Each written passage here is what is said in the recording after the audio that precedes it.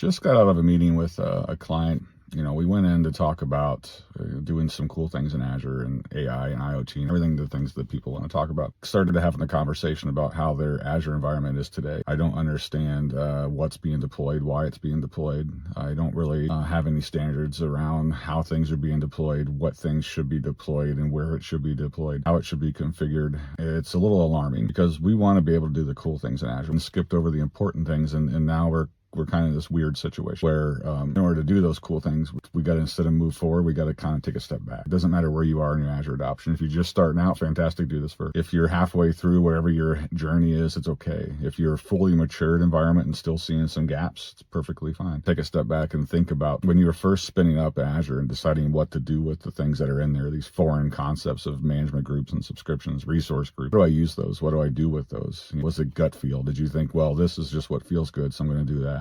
Was it I went out and looked at Microsoft best practice. Did you do that consistently every single time you went to spin a workload up? Or did you vary depend upon how much time you have? Or I don't really have time to research this one, so I'm just going to do gut feel on this one. Now, I want you to imagine that across everybody spinning up resources in your environment. Did they do what you did? Did they sometimes do one or sometimes do the other? Did they use subscriptions the same way you did? The resource groups the same way? The things we have to start to think about to get in place.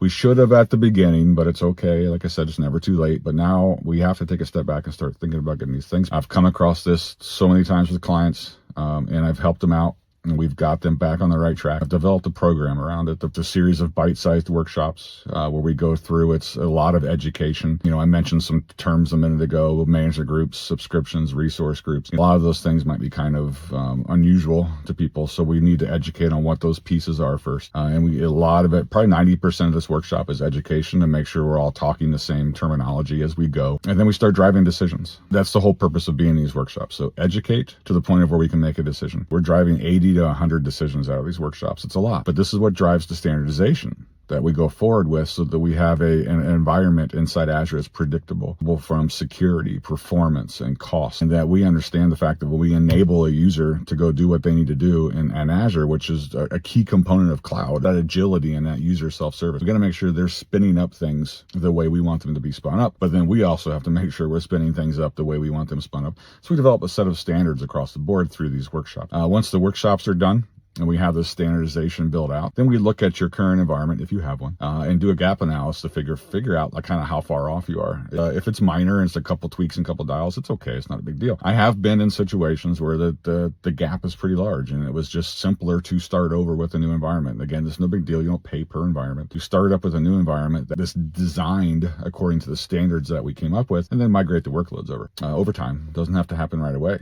But ultimately, as long as you're striving towards that end goal of a standardized environment, you're heading the right path, and you did the right thing by taking a step back to move forward. So if this is resonating, if it's making sense, it's 5-minute video. If you're still listening, hopefully it is, then go ahead and hit that registration button down at the bottom there. It's going to ask for your email address. I'm going to send to that email address the first workshop in the series. I'm going to give it to you for free because I want you to see if it's going to resonate with you. Take a look at it. It's going to talk about some of those things we talked about at the beginning: subscriptions, management groups, resource groups, how they all relate, how the hierarchy works, how inheritance works. It's the fundamentals of RBAC and policies and budgets, and really start setting the stage for the remainder of the workshops that we have to go through. Shoot me an email address. I'll shoot you a video for free. Deal?